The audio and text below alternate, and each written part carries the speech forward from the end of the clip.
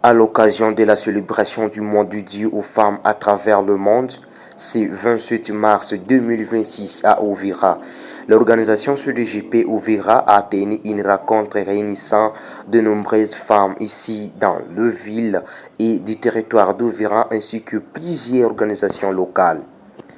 Au cours de cette activité, différents discours ont été prononcés. Le directeur de la CDJP a notamment pris la parole pour encourager les femmes à prendre conscience de leur importance et de leur rôle au sein de la société. Il a également insisté sur la nécessité de scolariser les jeunes filles en fait de leur garantir un meilleur avenir. De ce côté, les représentants du gouverneur de la province du Sud Kivu s'est aussi adressé à l'assistance en évoquant la place essentielle de la femme dans la société. Le thème de cette rencontre était non-violation des droits humains. Oui au respect de la dignité humaine. Militons pour la paix, le pardon et la cohabitation pacifique de toutes les communautés d'Uvira.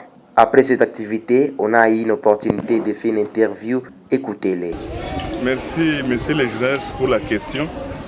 Vous êtes sans ignorer qu'aujourd'hui, nous commémorons la journée internationale de la femme, dédiée aux droits de la femme.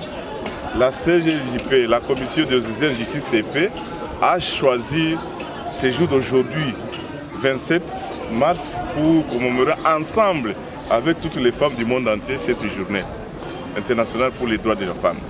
Le message adressé par rapport à cette journée internationale des droits de la femme, nous demandons aux femmes de continuer à lutter pour leurs droits. C'est-à-dire quoi?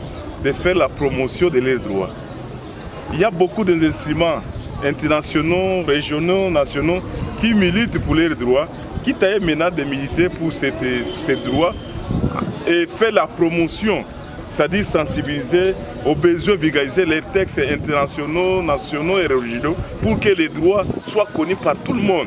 Parce qu'il est difficile de prétendre défendre les droits quand vous ne les reconnaissez pas. Il faut d'abord commencer par connaître vos droits et une fois enfin violés, c'est là où vous allez les revendiquer.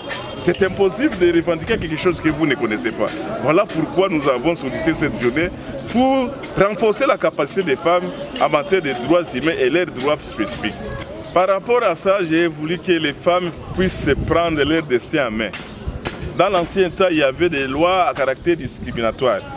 Aujourd'hui, avec nos sensibilisations, avec les vulgarisations, on a dit même de réviser certains codes des familles pour la promotion de la femme. Et c'est à la femme maintenant de prendre leur destin en main, de mettre en pratique leurs droits. La loi est là, qui défend tout le monde, qui défend la femme. Elle ne peut pas rester au stade de prénicher, de se marginaliser. L'égalité de l'homme et de la femme consiste en droit et en dignité. L'égalité n'est pas l'égalisation. Il y a un critère compétence qui entre en jeu. Quand il y a un travail, on invite tout le monde, tout être humain. Il faut maintenant que la femme aussi se distingue par les critères compétences. Bien entendu, il y a une évolution, bien que la lutte contre les droits humains, c'est tout un processus. Ce n'est pas au tic-tac. Il y a déjà un grand changement. Bien qu'on n'a pas encore les 80%, mais nous pouvons estimer déjà nous sommes à 40%. Parce que si vous faites... vous opterez sur les différents services à ouvrir. Il y a aujourd'hui les femmes chefs de quartier. Jadis, il n'y en avait pas. Il y a des femmes chefs de service. Jadis, il n'y en avait pas. Donc, nous, la CDJP, qui milite pour les droits humains, nous nous frottons les mains pour ça parce que les droits commencent à être appliqués par rapport à la femme. Bon, parler des droits de la femme n'existe pas. Bon, j'ai parlé tantôt que les droits de la femme n'existent pas comme tel, mais ce que nous devons priver, c'est les droits humains. Quand on parle des droits humains, la femme est comprise. Les droits ont un caractère prière. C'est-à-dire, un droit couvre tout le monde. Et l'homme, et la femme, et même les personnes qui vivent avec handicap. Les droits n'ont pas un caractère singulier. C'est-à-dire, ça englobe tout le monde. Voilà pourquoi les droits de la femme, il y a des droits naturels de la femme, j'ai dit tantôt. Tels que les droits à la vie.